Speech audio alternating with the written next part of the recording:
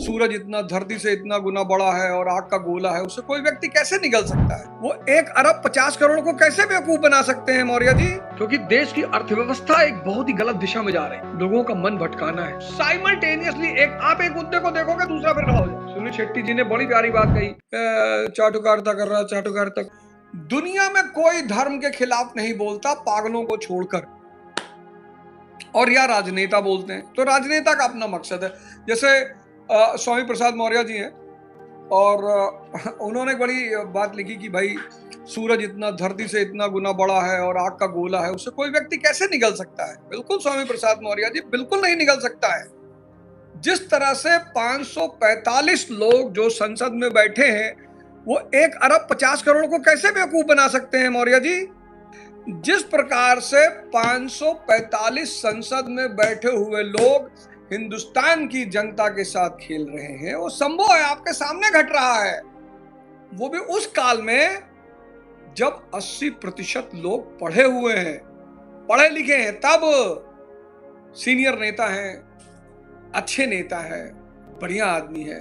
मेरी व्यक्तिगत मुलाकात तो उनसे कभी नहीं है, पर एक बार पता नहीं शायद 96 या 2000 के आसपास की बात होगी, यूपी में मंत्री थे वो, बसपा की सरकार में, इलाहाबाद आए थे। तो जिस मकान में वो रहते थे, उस मकान मालिक के किसी रिश्तेदार के साथ मैं गेस्ट हाउस गया था। हालांकि मैं अंदर नहीं गया, मैं बाहर ही खड़ा था, पर वो बोले नहीं नहीं ओझा जी आइए और मेरे यहाँ रहे, और अच्छे से मैं मिले, वो अपने मकान मालिक से मिले और बड़ा सम्मान दिया उनको। तो मुझे लगा अच्छे व्यक्ति हैं।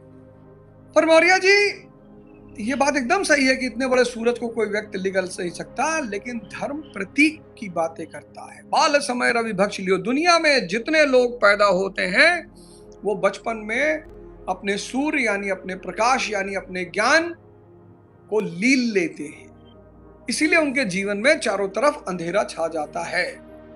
इतने बड़े नेता हैं, इतने बड़े नेता होके इस तरह की बातें करते हैं, पढ़े लिखे हैं, शायद इलाहाबाद विश्वविद्यालय से पढ़े हैं, जहां तक मैं समझता हूं, वो ऐसी बातें करते हैं।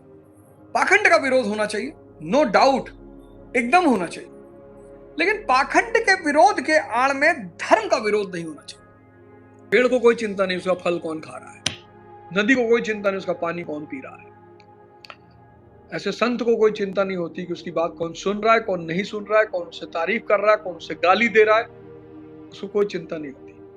इस देश में रोज एक नया बवाल हो रहा है। पता क्यों हो रहा है? क्योंकि देश की अर्थव्यवस्था एक बहुत ही गलत दिशा में जा रही है।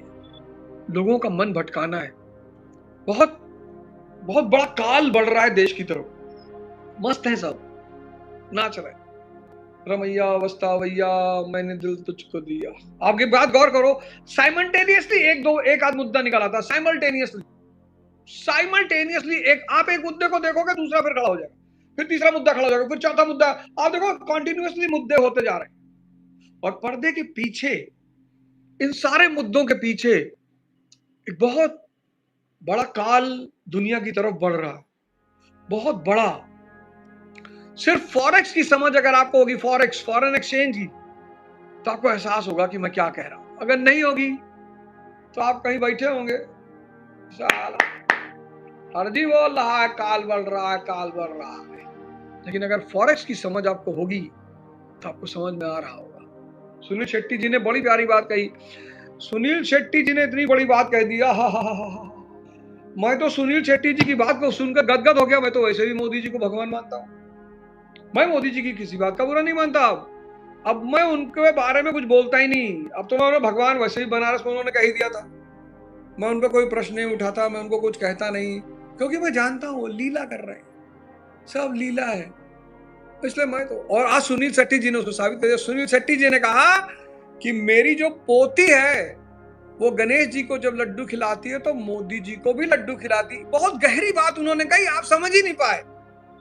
आपने मजाक, आप सुनील शेट्टी जी को ही गाली देने लगे। बहुत बड़ी बात कह दी सुनील शेट्टी जी। सुनील शेट्टी जी ने इतनी बड़ी बात कह दी है कि मैं अगर उसका विश्लेषण कर दूं तो कल सुनील शेट्टी जी मेरे घर चले आएंगे कि गुरुजी आपको कैसे पता चला। सुनील शेट्टी जी ने मोदी जी की तुलना गणेश जी से करी, गौर करिए। और पोती को कहा है, पोती को, ये नहीं कहा कि मैं खिलाता हूं। अगर वो कहते मैं खिलाता हूं फिर तो मामला ही गड़बड़ हो जाता। फिर तो सारा खेल ही पलट जाता। उन्होंने ये नहीं कहा कि मैं गणेश जी को लड्डू खिलाता हूं तो मोदी जी को भी खिलाता हूं, ना ना ना, उन्होंने कहा मेरी पोती। सुनील शेट्टी जी ने मोदी जी की तुलना कृष्ण जी से नहीं की, शंकर जी से नहीं की, राम जी से नहीं की, ना गणेश जी से कर दी। बहुत भयंकर बात कह दी। लोग सब उन्हीं गरियाए जा रहे हैं, चाटुकारिता कर रहा, चाटुकारिता कर रहा, चाटुकारिता कर रहा। ना करे तो कहाँ चला जाए बताओ? चाटुकारिता कर रहा है, ऐसे चाटुकारिता नहीं करना चाहिए। ये कोई चाटुकारिता करने की बात है? मैंने कल आपसे कहा था कि आपको लगता है राम मंदिर में चोरी हो गई, हमें तो नहीं लगता। इंद्र भगवान आए वहां के लोगों के सपने में, वहां के जो पदाधिकारी उनके सपने में आए कि नेहरू जी और उनके सहयोगियों की आत्मा कुछ लूटने के फिराक में है। अब मान लो आत्माएं लूट ले जाती तो कैसे क्या होता, कोई जान पाता है? तो भैया साइमल्टेनियसली एक के ऊपर एक घटनाएं घटती जा रही है। आप एक घटना जैसे ही डाउन होती है उससे दूसरी घटना पैदा हो जाती है। सुनामी आने के संकेत है। इशारों को अगर समझो, राज को राज रहने दो, और राज की बात कह दूं तो जाने महफिल में, राज की बात कह दूं तो जाने महफिल में फिर क्या हो।